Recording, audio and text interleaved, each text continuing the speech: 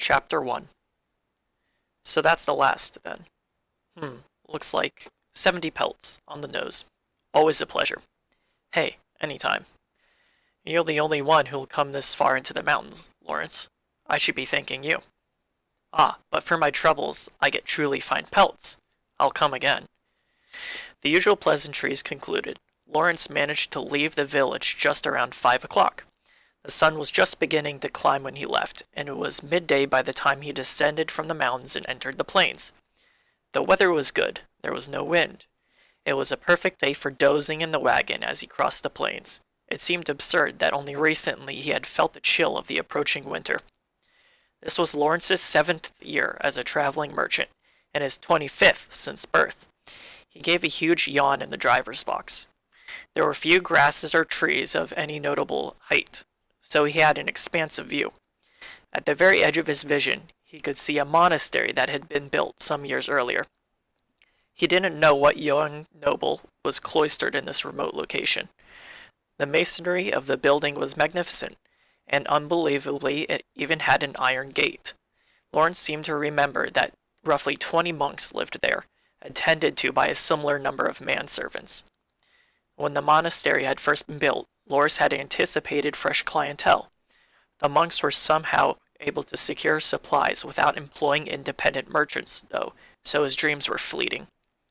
Admittedly, the monks lived simply, tilling their fields, so trade with them would not be especially profitable. There was another problem in that they would probably solicit donations and leave their bills unpaid. As far as simple trade went, they were worse partners than out-and-right thieves. Still, there were times when trade with them was convenient. Thus, Lawrence looked in the direction of the monastery with some small regret, but then his eyes narrowed. From the direction of the monastery, someone was waving at him. What's this? The figure did not look like a manservant. They wore dark brown work clothes. The waving figure was covered in gray clothing. His deliberate approach likely meant some hassle, but ignoring him could make matters worse. Lawrence reluctantly turned his horse towards the figure. Perhaps having realized that Lawrence was now headed his way, the figure stopped waving, but made no move to approach. He appeared to be waiting for the cart's arrival. It would hardly be the first time that a church-associated person demonstrated arrogance. Lawrence was in no mood to take every such insult personally. As he approached the monastery and the figure became clear, Lawrence muttered in spite of himself. A knight? He at first dismissed the idea as ridiculous, but as he drew near, he saw that it was unmistakably a knight. The gray clothing was in fact silver armor. You there, what's your business here? The distance between them was still too far for conversation, which is why the knight yelled. He apparently felt no need to introduce himself, as if his position were obvious. I am Lawrence, a traveling merchant. Do you require my service? The monastery was now directly in front of him. He was close enough to count the number of servants working in the field to the south. He also noted that the knight in front of him was not alone. There was another one past the monastery, perhaps standing guard. A merchant? There's no town in the direction you came from, merchant, said the knight haughtily, sticking out his chest as if to display the golden cross that was engraved there. But the mantle draped over his shoulders was gray, indicating a knight of low rank. His blond hair looked freshly cut, and his body did not look as if it had been through many battles, so his pride most likely came from being a new knight. It was important to deal with such men carefully. They tended to be excitable. So instead of replying, Lawrence took a leather pouch out of his breast pocket and slowly undid the twine that held it closed. Inside were candies made of crystallized honey. He plucked one out and popped it in his mouth, then offered the open bag to the knight. Care for one? Said the knight, hesitating momentarily before his desire for the sweet candy went out. Still, perhaps because of his position as a knight, a considerable amount of time passed between his initial nod and when he actually reached out and took a honey drop. A half-day's travel east of here, there's a small village in the mountains. I was trading salt there. Ah, I see you have a load in your cart. Salt as well? No, but furs. Look, said Lawrence, turning around and removing the tarp that covered his load, revealing a bundle of magnificent marten pelts. A year's salary of a knight before him was a paltry compared to its worth. And this? Ah, this is wheat I received from the village. A sheaf of wheat in the corner of the mountain of firs had been harvested in a village where Lawrence had traded his salt. It was hardy in cold weather and resisted insects. He was planning to sell it in the northwest where crops had sustained heavy frost damage. Very well, you may pass. It was a strange way of speaking for someone who'd summoned him over so high-handedly earlier. But if Lawrence were to meekly say, "Yes, sir," now a fine merchant he'd be. "So, what occasions your post here, Sir Knight?" The knight's brow knitted in consternation at the question and furrowed still deeper as he glanced at the bag of honey drops. He was well and truly caught now. Lawrence undid the bag strings closure and plucked out another sweet, giving it to the knight. Delicious. I should thank you." The knight was being reasonable. Lawrence inclined his head gratefully, using his best trader's smile. "The monks have caught wind of a big pagan festival that's approaching, thus they increased the guard. Do you know anything of this festival?" If his face had betrayed any hint of his disappointment at the explanation, calling it a third-rate performance would have been generous. So Lawrence only affected a pained expression and answered, "Sadly, I know nothing." This was, of course, a huge lie, but the knight was truly as mistaken, so there was nothing for it. Perhaps it is truly being held in secret, then. Pagans are a cowardly lot, after all.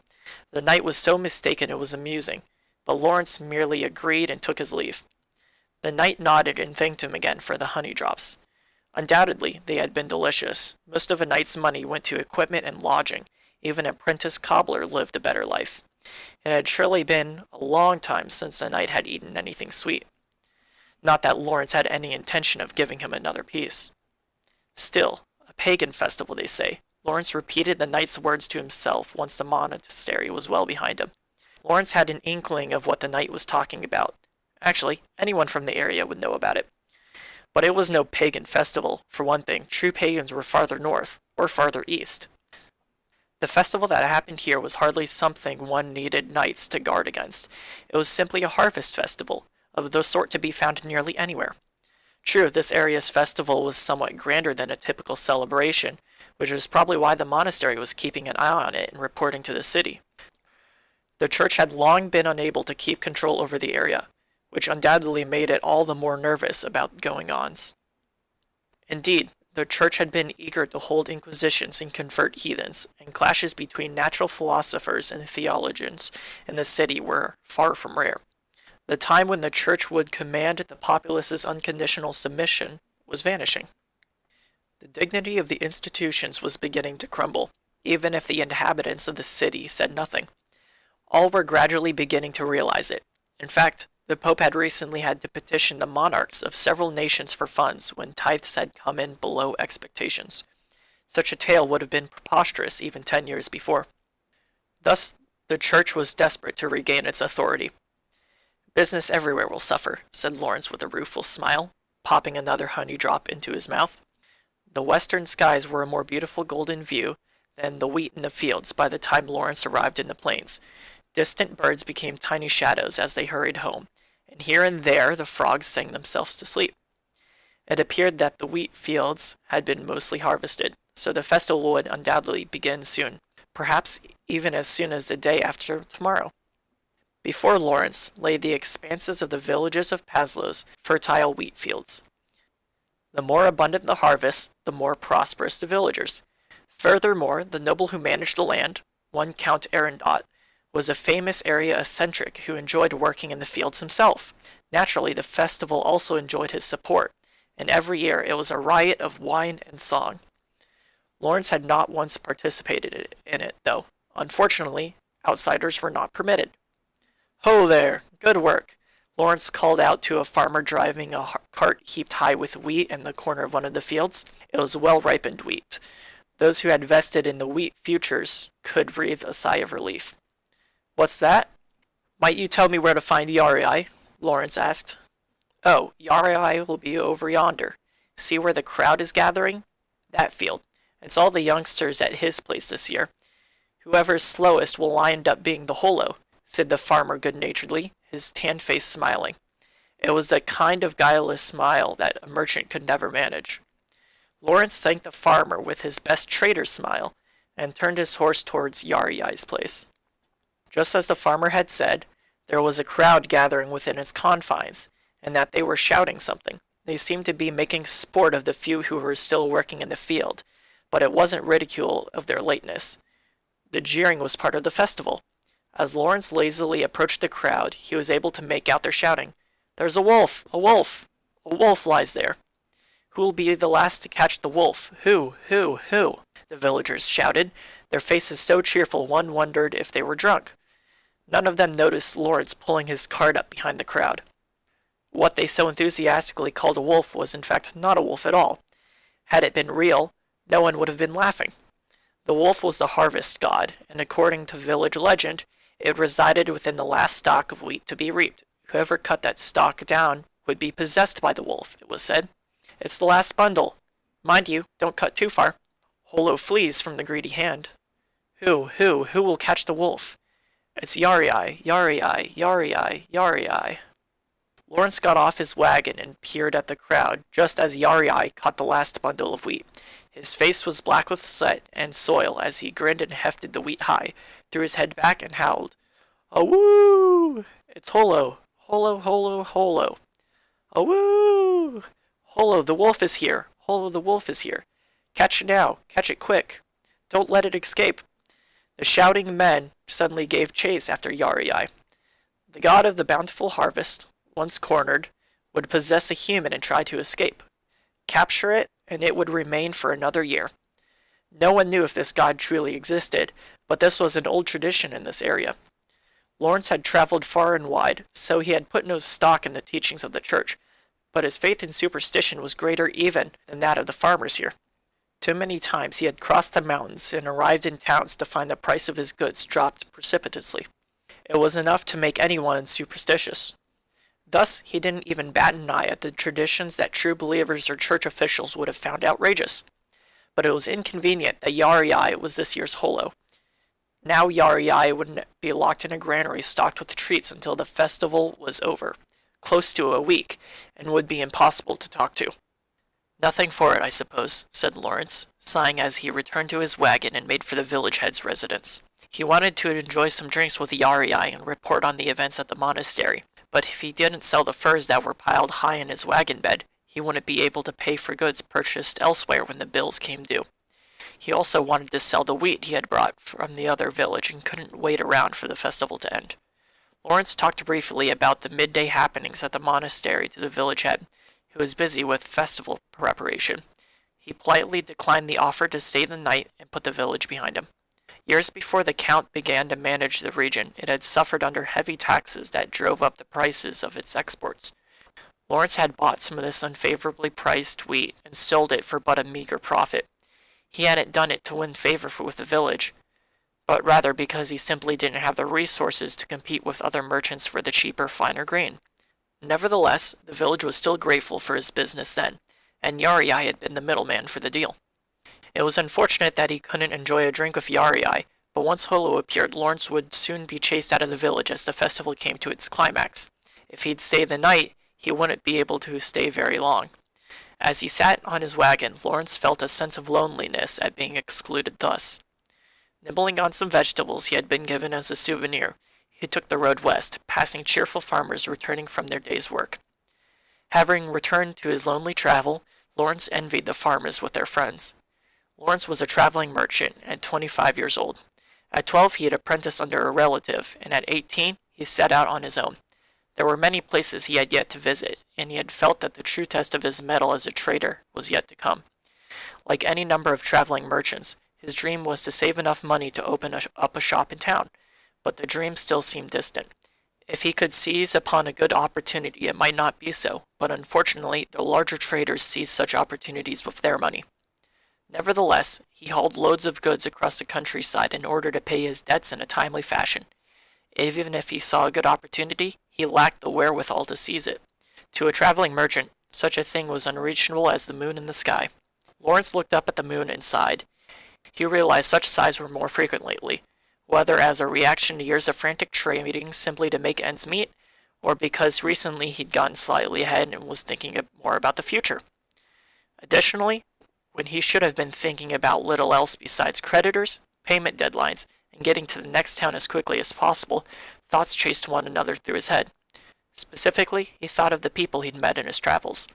He thought of the merchants he had come to know when visiting a town repeatedly on business, and the villagers he had become acquainted with at his destinations, the maidservant he'd fallen for during a long stay at an inn, waiting for a blizzard to pass, and on and on. In short, he longed for company more and more frequently. Such longing was occupational hazard for merchants who spent the better part of the year alone in the wagon, but Lawrence had only begun to feel it. Until now, he had always boasted that it would never happen to him. Still, having spent so many days alone with a horse, he started to feel that it would be nice if the horse could speak. Stories of cart horses becoming human were not uncommon among traveling merchants, and Lawrence had since the beginning laughed off such yarns as ridiculous. But lately, he wondered if they could be true. When a young merchant went to buy a horse from the horse trader, some would even recommend a mare with a completely straight face, just in case she turns human on you. This had happened to Lawrence, who ignored the advice and bought a sturdy stallion. The same horse was working steadily in front of him even now, but as time passed and Lawrence grew lonely, he wondered if he might have been better off with a mare after all. On the other hand, that horse hauled heavy loads day in and day out. Even if it were to become human, it would seem impossible that it would fall in love with its master or use its mysterious power to bring them good fortune. It would probably want to be paid and given rest, Lawrence mused. As soon as this occurred to him, he felt it would be best if the horse stayed a horse, even if it did make him selfish. Lawrence smiled bitterly and sighed, as if tired of himself. Presently, he came to a river and decided to make camp for the night. The full moon was bright, but that did not guarantee that he wouldn't fall into the river. If that had happened, calling it a disaster would be an understatement. He'd have to hang himself. That kind of trouble he didn't need. Lawrence pulled back on the reins, and the horse stopped at signal, heaving 2 or 3 sighs as it realized its long-anticipated rest was here. Giving the rest of his vegetables to the horse, Lawrence took a bucket out of the wagon bed and drew some water from the river, setting it before the animal. As it happily slipped from the bucket, Lawrence drank some of the water he'd gotten from the village. Wine would have been nicer, but drinking without a partner only made the loneliness work. There was no guarantee he wouldn't get staggering drunk either, so Lawrence decided to go to bed. He half-heartedly nibbled on vegetables most of the way, so he only had a bit of beef before hopping back in the wagon bed. Normally he slept in a hempen tarp that covered the bed, but tonight he had a wagon load of marten pelts, so it would be a waste not to sleep in them. They might make him smell a bit beastly in the morning, but it would be better than freezing. But jumping right into the pelts would crush the wheat sheaf, so in order to move them aside, he whisked the tarp off the wagon bed. The only reason he didn't shout was because of the sight that greeted him was flatly unbelievable. Apparently, he had a guest. Hey. Lawrence wasn't sure his voice actually made a sound. He was shocked and wondered if the loneliness had finally broken him and he was hallucinating. But after he shook his head and rubbed his eyes, his guest had not disappeared. The beautiful girl was sleeping so soundly it seemed a shame to wake her. Hey, you there, said Lawrence nonetheless, returning to his senses. He meant to inquire what exactly would motivate someone to sleep in a wagon bed. In the worst case, it might be a village runaway. He didn't want that kind of trouble. Came the girl's defenseless response to Lawrence, her eyes still closed, her voice so sweet that it would make a poor traveling merchant, accustomed only to the brothels of the cities, lightheaded. She had a terrifying allure despite her obvious youth, nestled there in the firs and illuminated by the moonlight. Lawrence gulped once before returning to reason.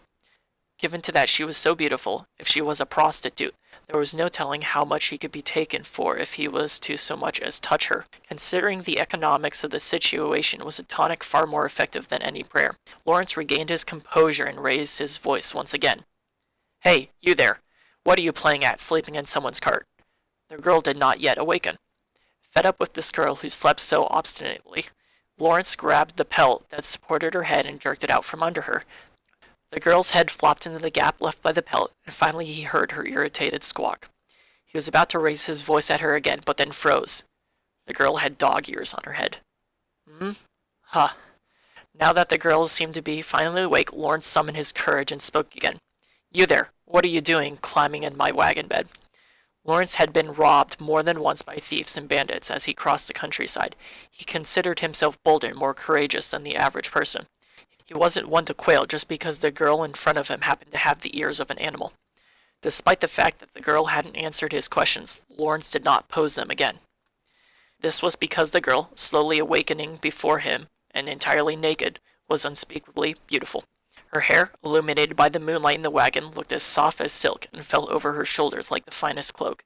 The strands that fell down her neck to her collarbone drew a line so beautiful it put the finest paintings of the Virgin Mary to shame. Her supple arms were so fine that they seemed carved from ice, and exposed now in the middle of her body were two small breasts, so beautiful that they gave the impression of being carved from some inorganic material.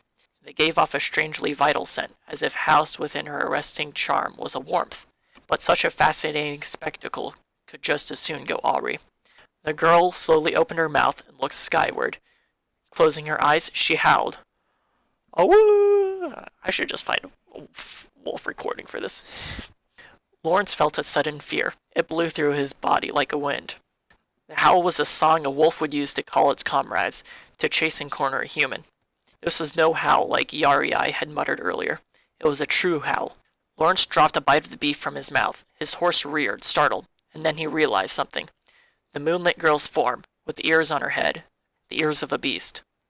"'Humph, 'tis a good moon, have you no wine?' she said, letting the howl fade away, drawing her chin up and smiling slightly.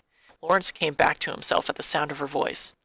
What was before him was either dog nor wolf. It was simply a beautiful girl with the ears of such an animal, though. "'I have none. What are you? Why do you sleep in my cart? Were you to be sold in town? Did you escape?' Lawrence meant to ask as authoritatively as he could, but the girl did not so much as move. "'What, so you have no wine? Food, then?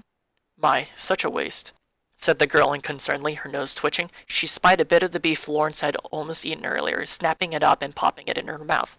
As she chewed, Lawrence did not fail to note the two sharp fangs behind the girl's lips.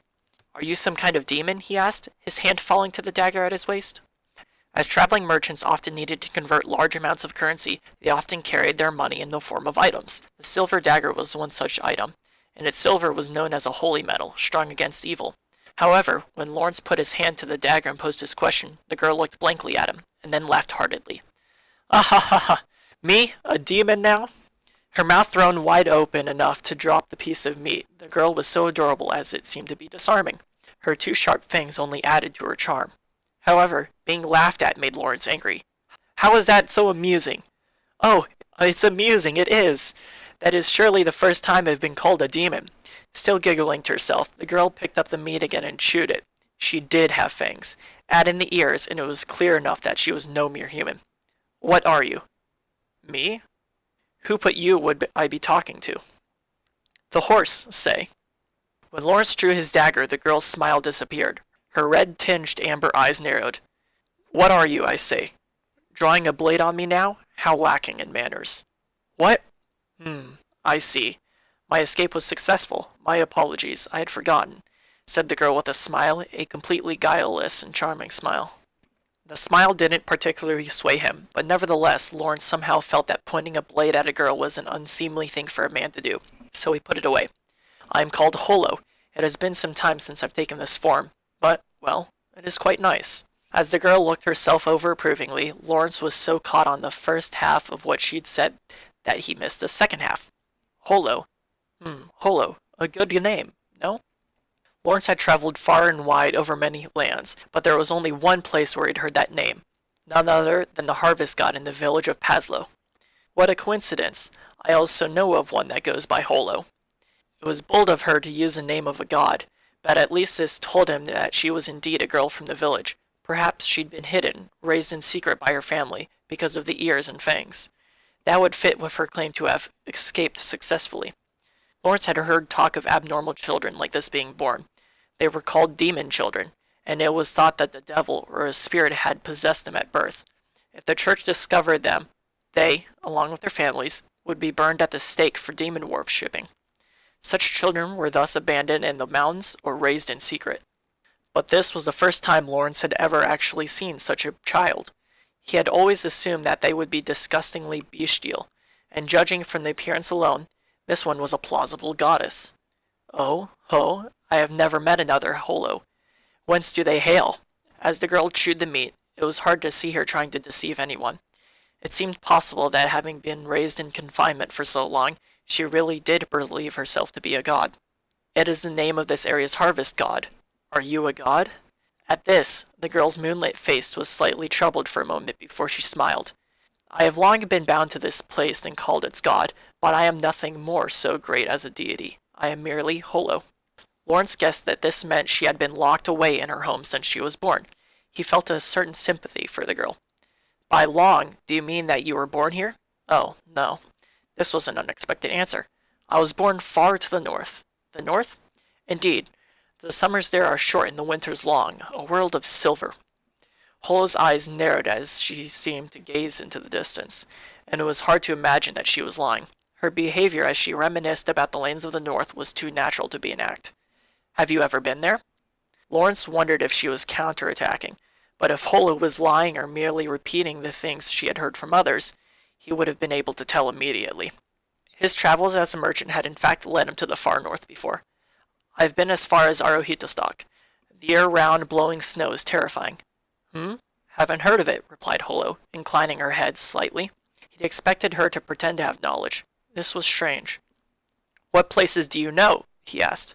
A place called Yoitsu. Lawrence forced himself to say, don't know it, to quell the unease that rose within him.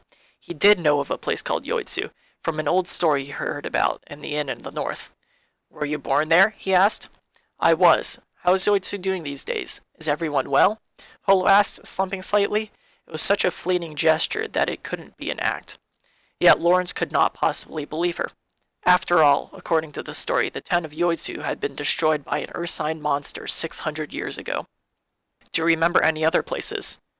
It has been many centuries. Ah, Nyohira. There was a town called Nyohira. It was a strange town, with hot springs. I would go often there to bathe in them. There was still a hot springs in the north at Nyohira, where royalty and nobility often visited. But how many people in this area would even know of its existence? Ignoring Lawrence's confused reverie, Holo spoke as if she were even now relaxing in hot water. Then suddenly she sneezed. I do not mind taking human form, but it is unavoidably cold. Not enough fur, said Holo, laughing and hiding herself again in the pile of marten pelts. Lawrence couldn't help laughing at her appearance. There was something that still worried him, though, so he spoke to Holo as she snuggled into the fur pile. You said something about changing forms earlier. What was that about? At his question, Holo poked her head out of the pile. I meant just what I said. I haven't taken human form in some time. Charming, no? She said with a smile. Lawrence couldn't help agreeing, but he kept a straight face as he replied. The girl could make him lose his composure, that was certain. Aside from a few extra details, you're a human. Or what else? Are you a dog turned human, like the stories of horses turning human? Holo stood at the slight provocation. Turning her back to him, she looked over her shoulder at him and responded steadily. You can doubtlessly tell from my ears and tail that I am a proud wolf. My fellow wolves, the animals of the forest, and the people of the village all acknowledge me. It is the white tip of my tail that I am proudest. My ears anticipate every misfortune and hear every lie, and I have saved many friends from many dangers. When one speaks of the wise wolf of Yoitsu, they speak of none other than me. Holo sniffed proudly, but soon remembered the cold and dove back under the furs. The tail at the base of her back was indeed moving. Not just the ears, then. She had a tail as well. Lawrence thought back on her howl. It was a true wolf's howl, unmistakably. Was this then truly Holo, the wolf god of the harvest? No, it can't be, muttered Lawrence to himself as he reconsidered Holo. She seemed unconcerned about him, and she narrowed her eyes in the warm furs. Seen thus, she was rather cat-like, although that was not the issue at hand. Was Holo human, or wasn't she? That was the question. People who were actually possessed by demons didn't fear the church because their appearance was different. Rather, they feared it because the demon within them could cause outward calamities, for which the church made it widely known that the penalty was death at the stake. But if Holo was instead a transformed animal like in the old tales, she might bring good fortune or perform miracles. Indeed, if she was the Holo, god of the harvest, a wheat trader could ask for no finer companion. Lawrence turned his attention back to Holo. Holo, was it? Yes. You said you were a wolf. I did. But all you have are a wolf's ears and tails. If you are truly a transformed wolf, surely you would be able to take on a wolf's form. Holo stared absently for a while at Lawrence's words before something seemed to occur to her. Oh, so you're telling me to show you my wolf form? Lawrence nodded at the truth of the statement, but was in fact mildly surprised. He had expected her to either be flustered or flatly lie. But she had done neither. Instead, looking simply irritated. This expression of irritation was far more persuasive than a clumsy lie, the assurance that she could transform, that he expected. I don't want to, she said plainly. Why not? Why do you want me to? She shot back, pouting. Lawrence winced at her retort, but the question of whether Holo was human or not was an important one to him. Recovering from his stumble, Lawrence put as much confidence as he could muster into his voice, trying to regain the conversation initiative. If you were a person, I would consider turning you into the church. Demons cause calamity, after all, but if you are indeed really Holo, god of the harvest, in human form, then I wouldn't need to turn you in. Were she genuine, well, tales of transformed animals acting as envoys of good fortune still remained. Far from turning her in as a demon, he would happily offer her wine and bread. If not, the situation would be different. As Lawrence spoke, Holo wrinkled her nose, and her expression grew darker and darker. From what I've heard, transformed animals can change to their original forms. If you are telling the truth, you should be able to do so as well. Yes? Holo listened with the same irritated expression. At length she sighed softly and slowly extracted herself from the pile of furs. I have suffered many times at the hand of the church. I will not be given over to them. Yet. She sighed again, stroking her tail as she continued. No animal can change its form without a token. Even you humans need to make up before you can change your appearances. Likewise, I require food. What kind of food? Only a bit of wheat. That seemed more or less reasonable for a god of the harvest, Lawrence had to admit, but her next statement brought him up short. That, or fresh blood. Fresh blood? Only a bit, though. Her casual tone made Lawrence feel that she couldn't be lying. His breath was caught, and glanced at her mouth. Just a moment ago, he'd seen the fangs behind those white lips bite into the meat he dropped. What are you, afraid? Said Holo, at Lawrence's trepidation, as she smiled ruefully. Lawrence would have said, of course not, but Holo was clearly anticipating his reaction. But soon the smile disappeared from her face, and she looked away from him. If you are, then I'm more disinclined to. Why then? Lawrence asked, putting more strength into his voice, feeling that he had been made sport of. Because you will surely quake with fear. All, be they human or animal, look on my form and give way with awe, and treat me as special. I have tired of this treatment. Are you saying I would be afraid of your true form? If you had pretended to be strong, you might first hide your trembling hand, Holo said, exasperated. Lawrence looked down at his hands, but by the time he realized his mistake, it was too late. Huh, you're an honest sort, said an amused Holo, but before Lawrence could offer an excuse, her expression darkened again, and she continued, quick as an arrow. However, just because you are honest does not mean I should show you my true form. What was it you said before the truth? Before. That if I am truly a wolf, you would not give me over to the church. Lawrence had heard that there were some demons capable of illusions, so this was not a decision he could make lightly. Holo seemed to anticipate this and spoke again. Well, I have a good eye for both men and beasts. You are a man who keeps to his word, I can tell. Lawrence was still unable to find his tongue at the mischievous Holo's words. He certainly could go back on his word. He was understanding more and more that she was toying with him, but there was nothing he could do about it. I'll show you a bit, then. A full transformation is difficult. You'll forgive me if I only do an arm, said Holo, reaching down to the corner of the wagon bed.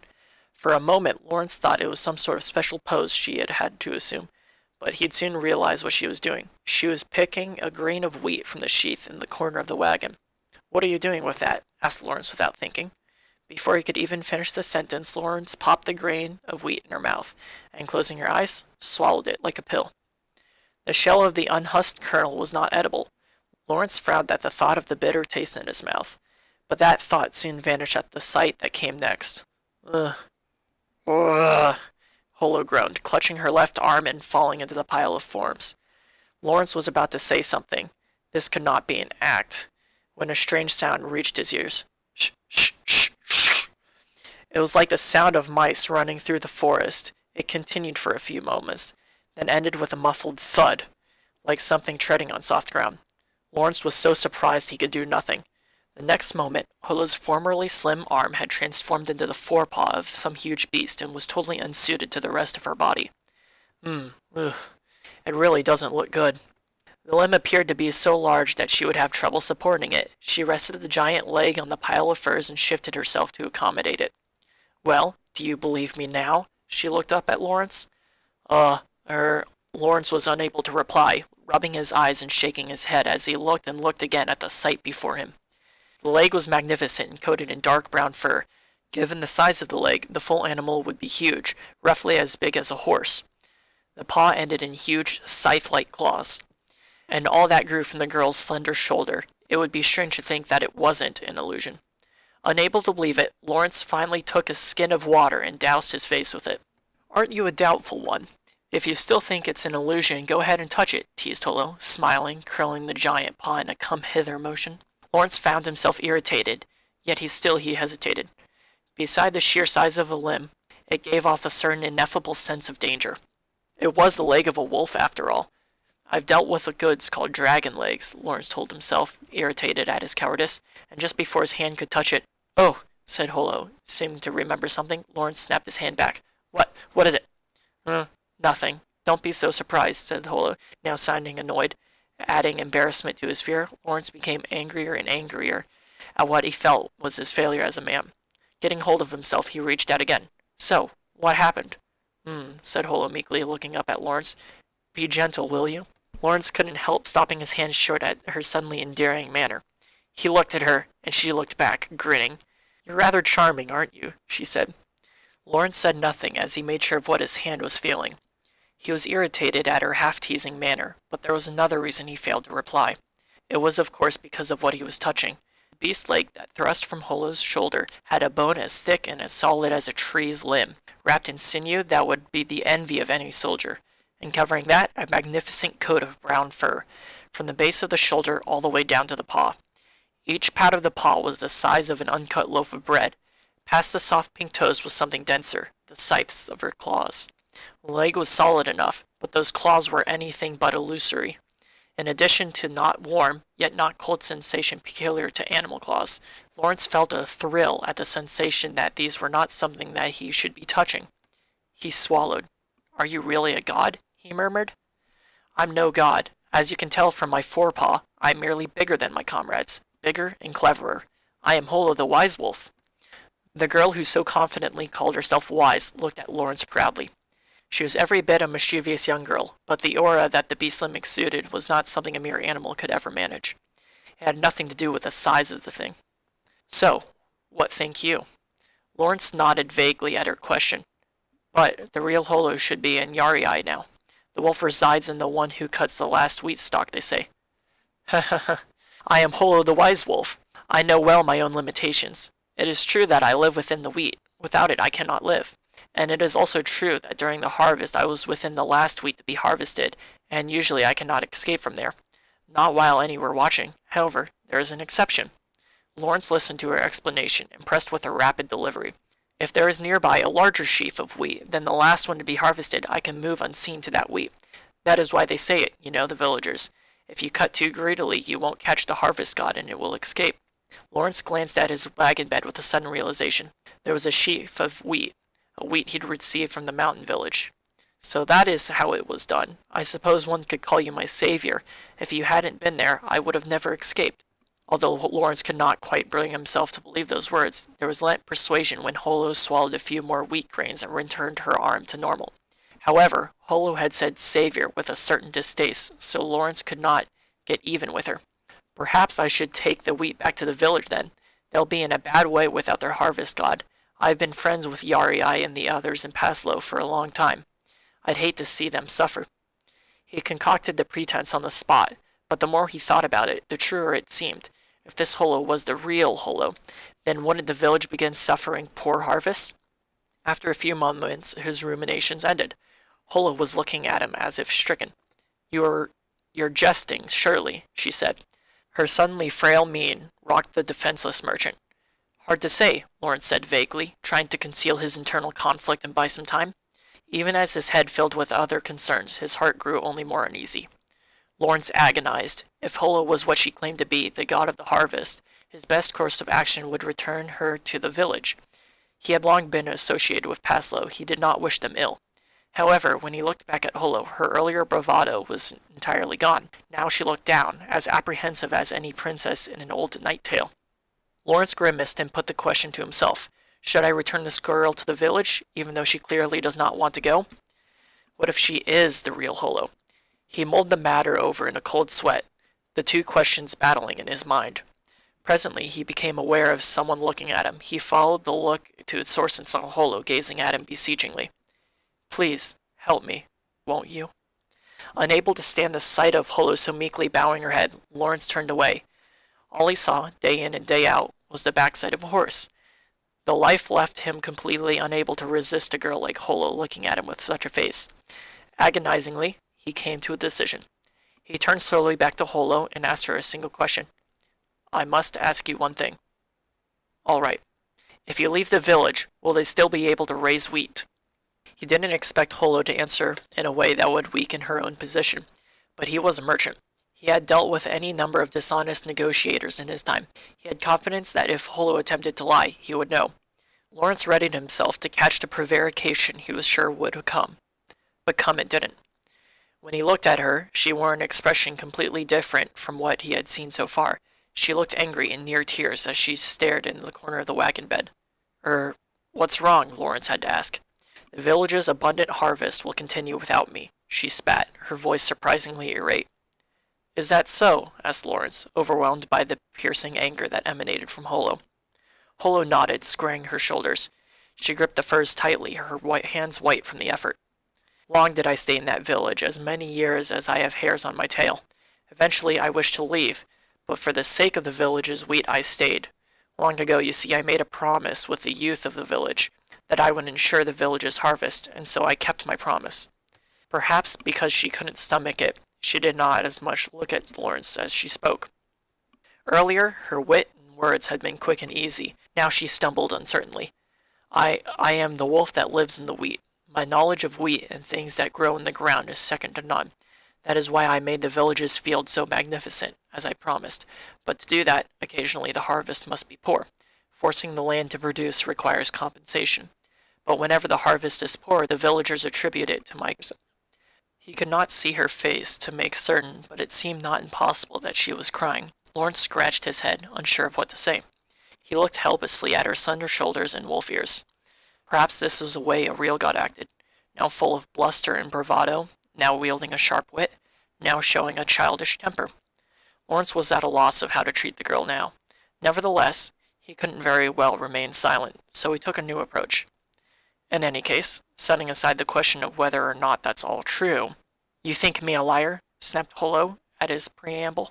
He faltered, but Holo seemed to realize that she herself was being too emotional. She stopped, abashed, and muttered a quick sorry, before burying her head in the furs again. I understand your resentment, but where do you plan to go, having left the village?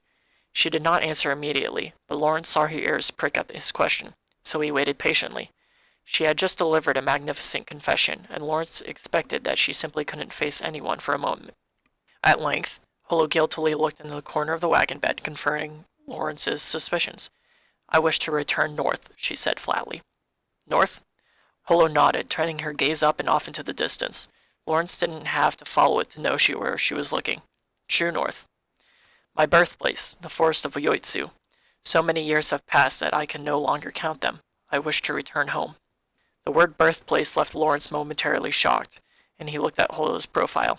He himself had not visited his hometown once since embarking on the life of a wandering merchant. It was a poor and cramped place of which he had few good memories, but after long days in the driver's seat, sometimes loneliness overcame him and he couldn't help thinking fondly of the place. If Holo was telling the truth, not only had she left her home hundreds of years ago, but she had endured neglect and ridicule at the place in which she settled. He could guess at her loneliness. But I'd like to travel a bit. I've come all the way to this distant place, after all, and surely much has changed over the months and years, so it would be good to broaden my perspective, said Holo, looking at Lawrence, her face a picture of calm. So long as you'll not take me back to Paslow or turn me into the church, I'd like to travel with you. You're a wandering merchant, are you not? She regarded Lawrence with a friendly smile that suggested she'd seen right through him and knew he could not betray her. She sounded like an old friend simply asking for a favor.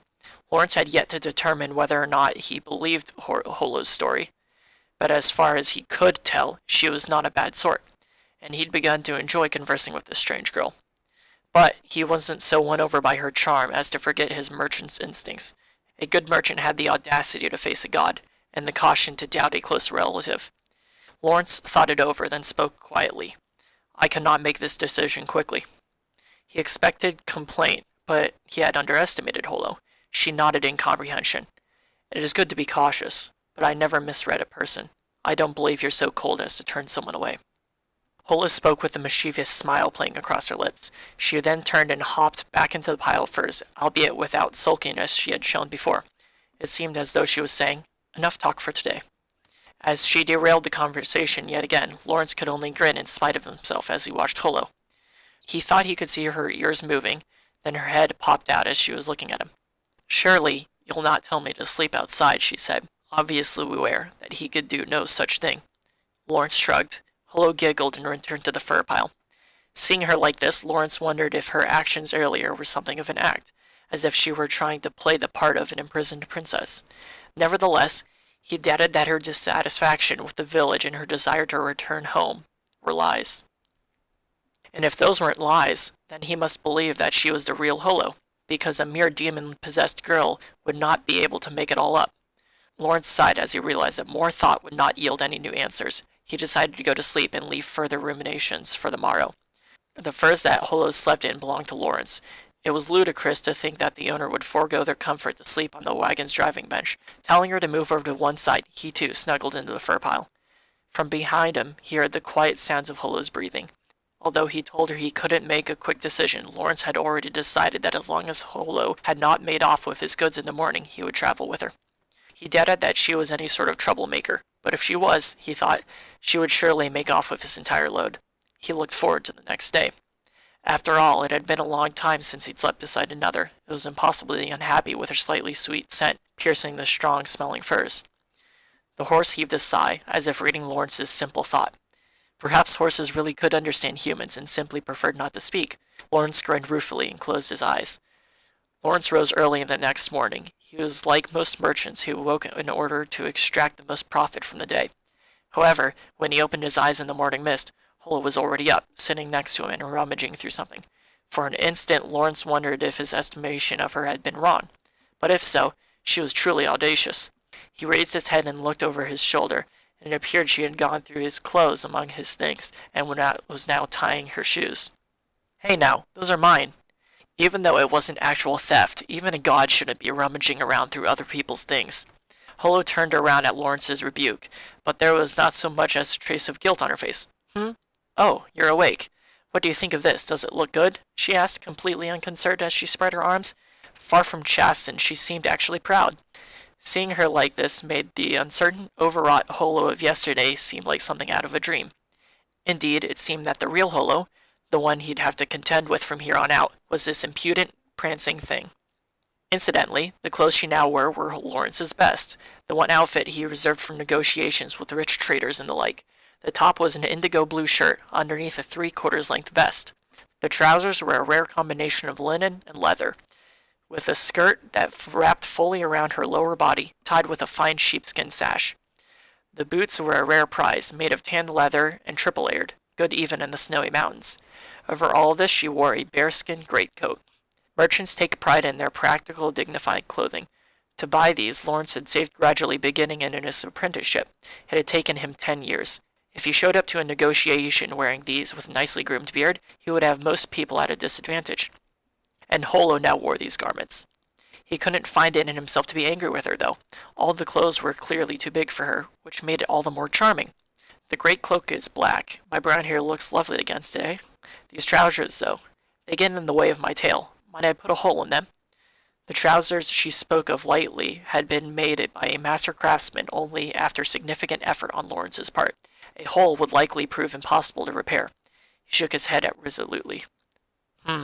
Well, unfortunately, they are still large. I'll find a way to make them work. Holo seemed not to harbor the faintest concern that she would be asked to take the clothes off. Lawrence didn't think that she was likely to run away while wearing them, but nevertheless, he rose and regarded her. If she were to go to a city and sell them, they would fetch a tidy amount of gold. You're a merchant through and through, that is sure enough. I know just what you anticipate with that expression on your face, said Holo, smiling. She jumped lightly down from the wagon. Her movement was so unassuming and natural that he had no reaction. If she'd just run then, he would have been unable to pursue. Or perhaps he didn't react because he didn't believe she would run. I'll not run. If that had been my aim, I'd have been gone long since. Lawrence glanced at the wheat sheath in the wagon bed, then looked back at the smiling Holo. She took the bearskin cloak off and tossed it back in the wagon. Evidently, the cloak, which had been made for Lawrence's height, was too big for her. She was even smaller than he had realized yesterday, having seen her only in the dim moonlight. Lawrence was on the tall side, but even so, she was a fully 2 heads shorter than him. Then, as she verified the fit of the rest of the clothes, she spoke offhandedly. So, I wish to travel with you. May I? She smiled, but did not seem to flatter. If she tried to flatter him, Lawrence felt there might have been a reason to refuse her, but she simply smiled happily. Lawrence sighed. She didn't seem to be a thief, at least. He couldn't let his guard down, but it wouldn't hurt to let her come along, and sending her away would only make the constant loneliness harder to bear. This must be some kind of fate. Very well, Lawrence said. Holo did not appear especially overjoyed. She merely smiled. You have to earn your keep, though. The life of a merchant isn't easy. I expect the god of abundant harvest to bring an abundant harvest to my coin purse. I'm not so shameless as to thoughtlessly freeload. I'm Holo the Wise Wolf, and I have my pride, said Holo sullenly. Lawrence was not so blind as to think she was making a show of childish indignation, though. Sure enough, Holo chuckled. Though this proud wolf made a bit of a spectacle of herself yesterday, she said self-depreciatingly, as if her flustered demeanor reflected her true feelings. In any case, it is good to meet you. Lawrence. Craft Lawrence, and when I'm working, I go by Lawrence. Lawrence, I shall sing your praises for all eternity, said Holo with her chest thrust forward, her earwolves pricking up proudly. She seemed oddly serious. It was difficult to tell if she was being childish or cunning. She was like the ever-changing mountain weather. Apparently, that ever-changing mood was part of her craftiness. Lawrence hastily revised his opinion and offered his hand from the wagon bed. It was a proof that he truly acknowledged her presence as a companion. Holo smiled and took his hand. Her hand was small and warm. At any rate, it will rain soon. We should make haste. What? You should have said so sooner, exclaimed Lawrence, loudly enough to startle the horse. The previous night hadn't brought so much as a hint of rain, but looking up at the sky now he could indeed see the clouds had begun to gather. Holo chuckled at him as he hurriedly made preparations to depart. She scampered on board the wagon, and it was obvious enough that the ease from which she rearranged the slept-in furs that she would be more handy than some fresh-faced apprentice child. The river is in foul temper. 'Twould be best to cross a short distance from here. After Lawrence roused the horse, collected the bucket, and took the reins in hand, Holo joined him in the driver's seat. It was too big for one person, but slightly too small for two. But to ward off the chill, too small was just right. With the neigh of the horse, the pair's strange travels have begun.